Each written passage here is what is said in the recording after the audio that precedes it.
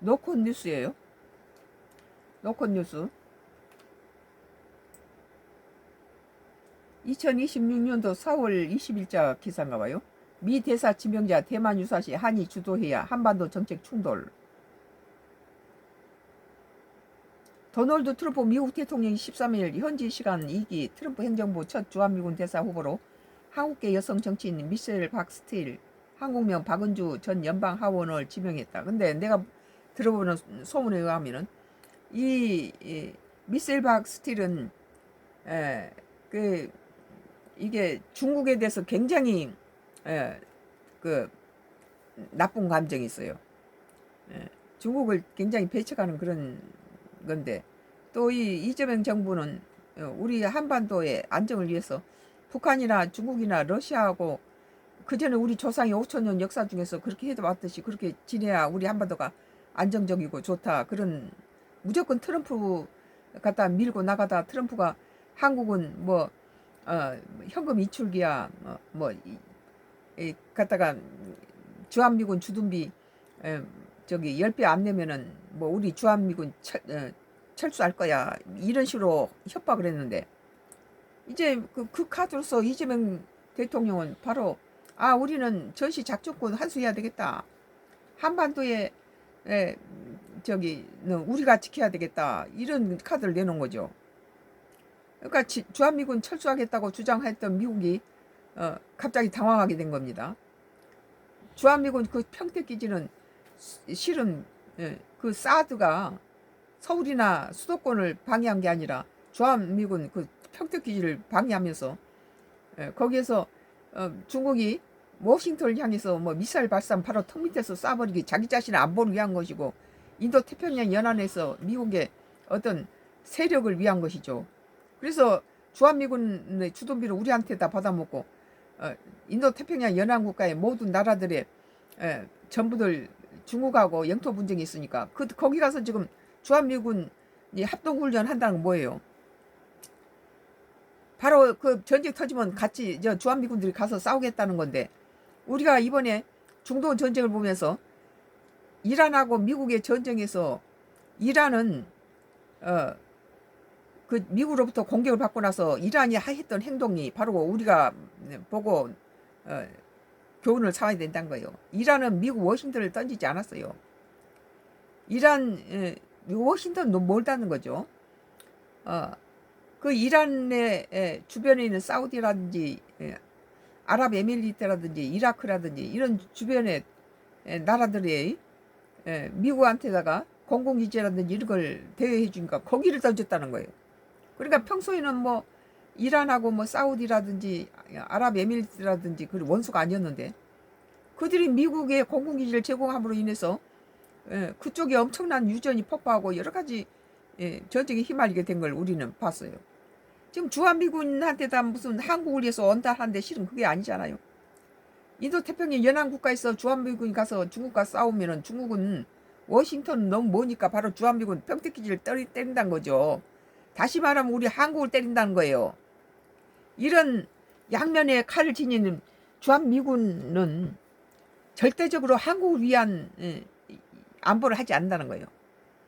자기 자신 위하고 언제든지 자기한테 불필요하면 버릴 카드로 쓴다는 거죠.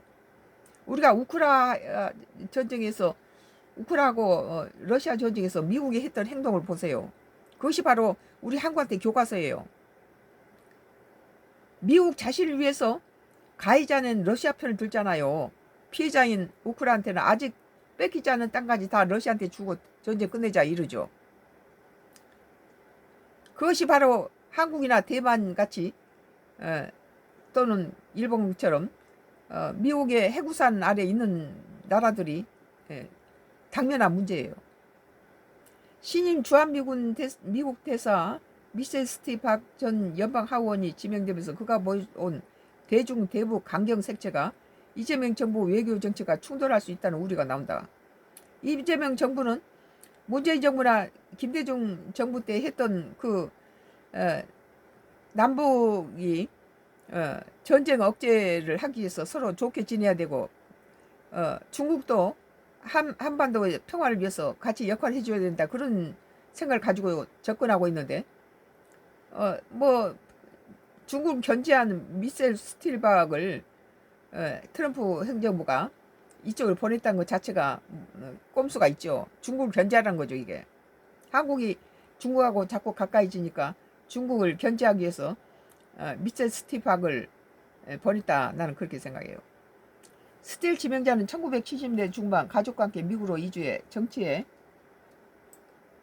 입문한 뒤 2020년, 2022년 캘리포니아주에서 연방 하원으로 두 차례 당선됐다. 공화당 주류 세력과 밀접하고 트럼프 대통령과 가까운 인사로 분류된다. 뭐 스틸박의 남편이 이 트럼프하고 굉장히 친하다고 그래요. 그래서 트럼프 대통령 할 때도 스틸박이 많이 도와줬다고 그러죠. 선거 유세. 트럼프 대통령 2023년 선거에서 그의 가족은 공산주의에 탈출한 애국자들이라며 공개 지지를 보내기도 했다. 공산주의에 탈출한 것은 이 사람이 북한 사람인데 일사 후대 때 이렇게 남쪽으로 내려온 케이스죠. 북한이 싫어서 나왔으니까 남한에서 살다가 일본을 지나서 미국으로 갔다고 보죠. 정치적으로 강한 반중 반북 색채를 가지고 있다. 북한하고 대북하고 대중 관계에서 굉장히 적대감을 갖고 있다는 거죠.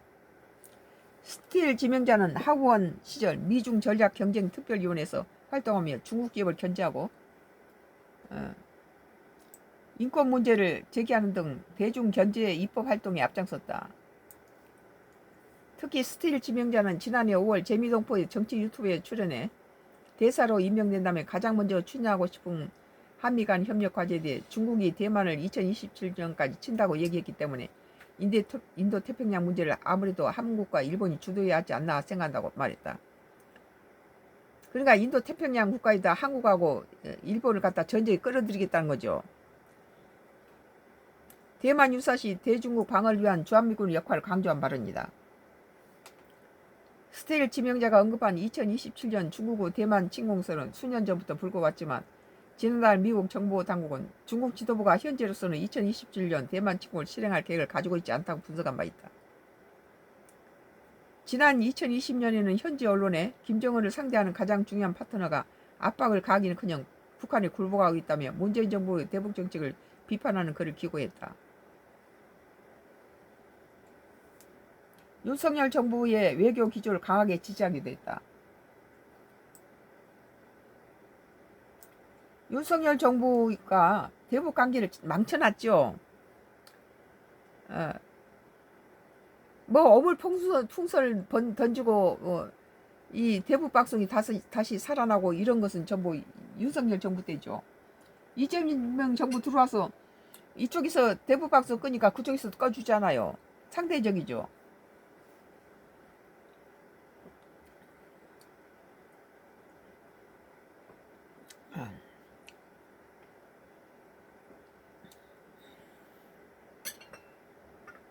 다만 청와대 고위 관계자는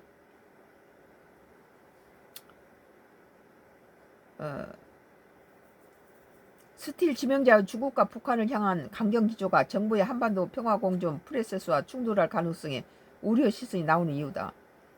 북미 대화 매개와 중국과의 관계 개선을 통해 남북관계 개선을 꾀하려는 정부 구상과 스틸 지명자의 과거 발언은 확연히 결이 다르다는 거죠. 이 백악관이 여건 노리고 보낸 거예요. 내가 보기에는. 다만 청와대 고위 관계자는 트럼프 행정부 자체가 보수 정부라며 한미 동맹 관계를 꾸려가는데 문제가 되지 않는다고 말했다. 다른 정부 관계자도 스틸 지명자가 대사로 임명되기 전 활동과는 무관하게 주한대사로서 한미 관계를 최우선에 두고 활동할 것이라고 말했다. 앞서 백악관은 지난 13일 현지 시간은 스틸 전 의원을 주한미국 대사로 지명하고 연방 상원의 인준을 공식 요청했다고 밝혔다. 지난 1월 필립 골드버그 전 대사 이임 이후 1년 3개월 동안 이어진 주한미국 대사 공석 상태는 조만간 정상화될 것으로 보인다.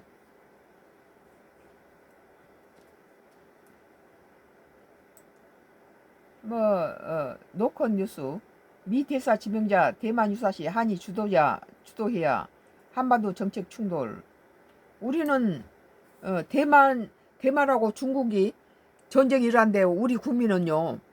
여기에 끼어들지 말고 우리 한반도 우리나라 챙기란 거예요. 그래서 주한미군이 거기 가면 우리 한반도는 그 전쟁 안 해도 잘못하는 휩쓸리는데 무슨 주한미군 주둔비니 어쩌니 합니까? 우리 중동이라든지 그거 보면서 우리 느낀 게 있어요. 주한미군이 딱 젖짝이 나겠다.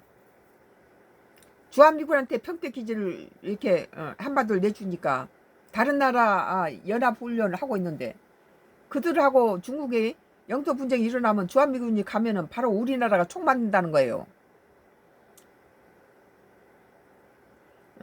오늘 노컷 뉴스 미 대사 지명자 대만 유사시 한이 주도해야 한반도 정책 충돌. 우리 한국이 중국하고 대만의 전쟁에 왜 끼어듭니까?